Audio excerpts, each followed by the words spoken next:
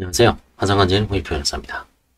파산 절차 2에 이번 시간은 동시폐지와 이시폐지에 대해서 알아보겠습니다.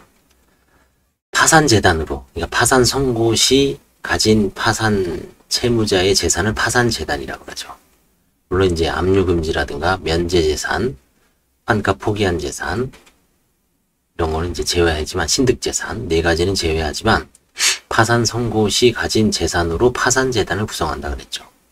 파산재단으로 파산 절차 비용에도 충당하기 부족한 경우에는 파산 선고와 동시에 파산 절차를 폐지하게 되는데 이게 법 317조 제1항에 있습니다. 이를 실무상 동시폐지라고 합니다. 동시폐지는 우리나라와 일본에만 있는 특유한 제도입니다. 일본의 동경지방재판소는 통상 동시폐지 사건 이외에 즉일면접제도를 운영하고 있는데 즉일면접이란 대리인이 있고 동시폐지 신청을 한 사건에 대하여 신청 당일 또는 그 후 3일 이내에 재판관과 대리인이 면접하여 대리인이 조사에 문제가 없다고 인정되는 경우에는 즉시 면접 당일 즉시 파산 선고와 동시 폐지 결정을 하는 절차입니다.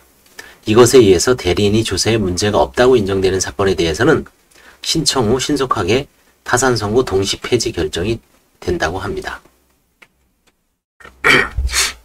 동시 폐지는 이제 파산의 역사에서 파산은 이제 중세 이탈리아를 거쳐서 영국, 미국 이런 이제 영미법으로 이제 전파가 됐죠. 물론 이제 대륙인 뭐 독일이나 유럽 대륙에도 이제 파산 제도가 시행되고는 있지만 미국이나 이런 영국처럼 특히 미국처럼 활발하지는 않죠.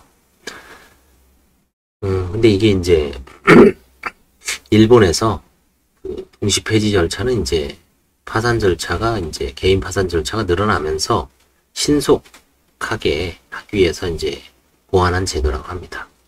일본을 통해서 이제 우리나라에서 이제 시행을 하고 있고 파산의 그 모국이라고 할 수 있는 뭐 미국에는 없는 제도라고 합니다.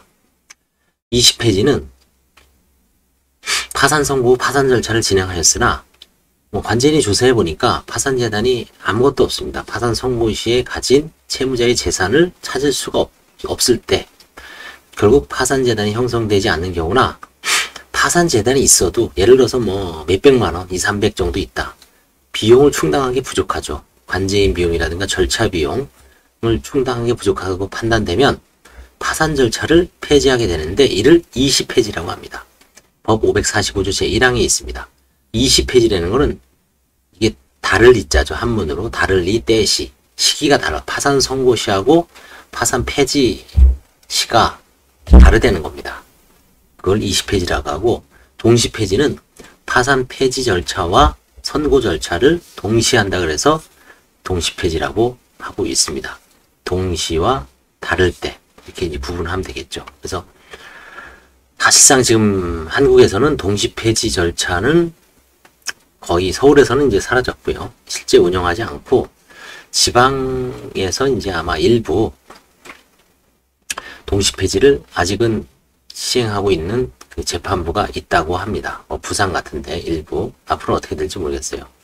사실상 서울에서는 뭐 동시폐지 절차는 법인 절차에서 뭐 유동화 전문 회사를 파산 선고할 때 예금보험사가 관제인일 때 그런 경우에는 법인에서도 동시폐지 절차를 간혹 시행하는 경우가 있는데 개인 파산 절차에서는 서울의 경우에는 동시폐지 절차는 사실상 지금 시행되지 않고 있습니다. 앞으로는 또 어떻게 될지 모르겠습니다. 앞으로 또 파산 절차 신청인의 조사가 특별히 문제가 없고 특히 이제 공공 영역에서 신청하는 사건에 대해서는 법원에서는 언제고 다시 예전처럼 동시폐지로 돌아갈 여지도 있다고 생각합니다. 감사합니다.